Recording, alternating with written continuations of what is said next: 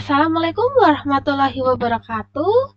Kembali lagi di channel aku, Rahmadani Cinta Edinda, dari NIM 2205 09741119, Prodi Pendidikan Teknologi Informasi 2022 C.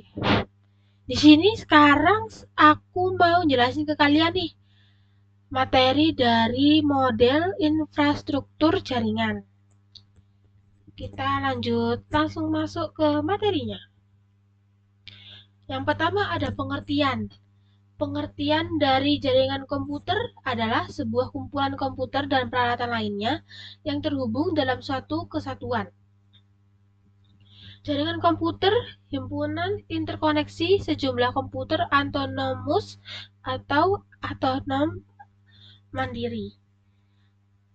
Sistem terdistribusi adalah suatu sistem perangkat lunak yang dibuat di atas sebuah jaringan. Perangkat lunaklah yang menentukan tingkat keterpaduan dan transparansi suatu sistem jaringan. Perbedaan keduanya terletak pada perangkat lunaknya, khusus sistem operasi, bukan pada perangkat kerasnya. Pengguna sistem terdistribusi tidak menyadari terdapatnya banyak proses dalam sistemnya. Nah, ini adalah gambar dari jaringan komputer terpusat dan jaringan terdistribusi. Aku jelasin nih, dari jaringan komputer terpusat merupakan jenis jaringan di mana semua sumber daya seperti perangkat keras dan data terpusat dalam suatu lokasi atau beberapa lokasi pusat. Dalam jaringan ini, semua komunikasi antara pengguna dan sumber daya dilakukan melalui server pusat atau beberapa server pusat. Nah, yang di gambar sebelahnya yang bentuk bintang ini adalah jaringan terdistribusi, yaitu infrastruktur komputasi yang terdiri dari jumlah besar komputer atau perangkat yang terhubung secara langsung atau tidak langsung melalui jaringan komunikasi. Dalam jaringan terdistribusi, tugas atau pekerjaan dibagi-bagi di antara komputer-komputer tersebut untuk meningkatkan efisiensi, kinerja, dan keandalan sistem secara keseluruhan. Nah, ini contoh penerapan dari jaringan komputer pusat dan jaringan terdistribusi. Selanjutnya ada data center. Pembagian jaringan berdasarkan cakupan atau jangkauan geografis. Yang pertama ada PAN atau Personal Area Network. Contohnya ada Bluetooth, ini di gambar ini juga ada Bluetooth, handphone, mouse, laptop, dan lain sebagainya. Jaringan PAN memiliki cakupan yang sangat kecil, biasanya hanya beberapa meter. Digunakan untuk menghubungkan perangkat-perangkat pribadi seperti komputer, laptop, smartphone, atau perangkat wearable. Contoh perangkat yang digunakan PAN adalah Bluetooth dan inframerah. Yang kedua ada LAN atau Local Area Network. LAN adalah jaringan yang berada di dalam suatu lokasi yang relatif kecil, seperti dalam suatu bangunan, gedung, atau kampus. Biasanya digunakan untuk menghubungkan beberapa komputer, printer, server, dan perangkat lain dalam suatu organisasi atau rumah. Teknologi yang umum digunakan dalam LAN termasuk Ethernet dan Wi-Fi. Lalu selanjutnya ada MAN atau Metropolitan Area Network. Jaringan ini memiliki cakupan geografis yang lebih besar daripada LAN, mencakup area kota atau wilayah metropolitan. Biasanya digunakan oleh penyedia layanan untuk menyediakan koneksi antara beberapa lokasi di dalam kota. Contoh teknologi MAN termasuk dalam kabel serat optik atau jaringan kabel seperti WiMAX. Yang keempat ada WAN atau Wide Area Network. WAN adalah jaringan yang mencakup area yang sangat luas, bahkan bisa mencakup koneksi antar benua. Digunakan untuk menghubungkan jaringan yang terpisah secara geografis, seperti kantor cabang yang berada di lokasi yang berjauhan. Contoh WAN termasuk internet, jaringan pita lebar atau broadband, dan jaringan pita sempit atau dial-up. Nah, selanjutnya kita masuk ke materi topologi jaringan. Di sini ada contoh-contoh gambar dari masing-masing topologi. Ada bus, ada ring, ada star, ada extended star, ada hierarchical, juga ada mesh topologi. Nah, ini adalah penjelasan dari topologi bus.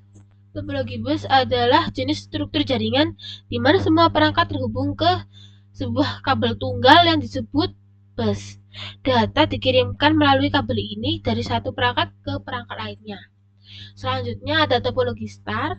Topologi star adalah jenis struktur jaringan di mana setiap perangkat terhubung langsung ke satu titik pusat yang bisa berupa switch atau hub. Setiap perangkat memiliki jalur komunikasi yang terpisah dengan pusatnya. Ini membuat lebih handal daripada teknologi bus, karena jika satu perangkat atau kabel mengalami gangguan, perangkat lainnya tetap dapat beroperasi tanpa terpengaruh. Selanjutnya ada penjelasan dari topologi ring. Topologi ring adalah jenis suatu jaringan di mana setiap perangkat terhubung langsung ke dua perangkat lainnya, membentuk cincin atau lingkaran. Dalam topologi ini, data dikirimkan dari satu perangkat ke perangkat lainnya dalam satu arah sepanjang jalur cincin. Setiap perangkat bertindak sebagai repeater untuk menguatkan dan meneruskan sinyal ke perangkat berikutnya. Keempat ada topologi mesh. Topologi mesh adalah jenis struktur jaringan di mana setiap perangkat terhubung langsung ke setiap perangkat lainnya dalam jaringan. Dengan kata lain, setiap perangkat memiliki jalur komunikasi yang langsung ke semua perangkat lainnya.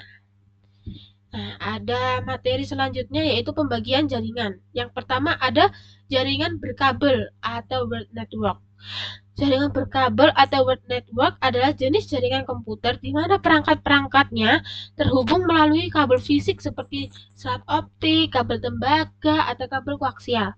Dalam jaringan berkabel, data dikirimkan dalam bentuk sinyal, listrik, atau cahaya melalui kabel yang menghubungkan perangkat-perangkat tersebut.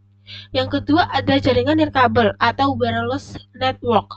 Jaringan nirkabel atau wireless network adalah jenis jaringan komputer di mana perangkat-perangkatnya terhubung tanpa menggunakan kabel fisik, melainkan menggunakan gelombang elektromagnetik seperti gelombang radio atau inframerah untuk mentransmisikan data.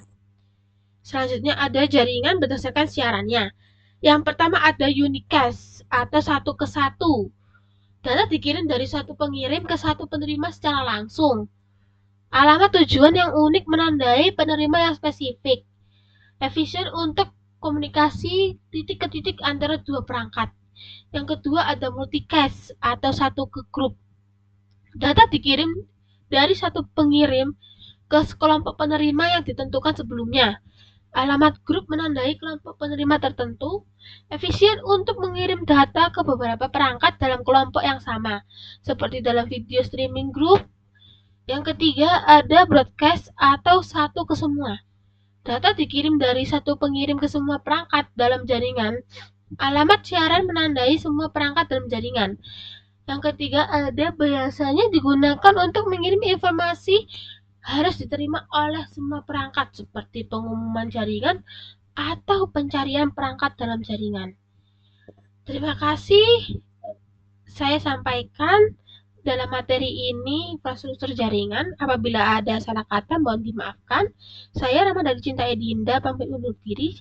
Jangan lupa like, comment, and subscribe ya guys. Bye bye. Sampai jumpa di materi selanjutnya.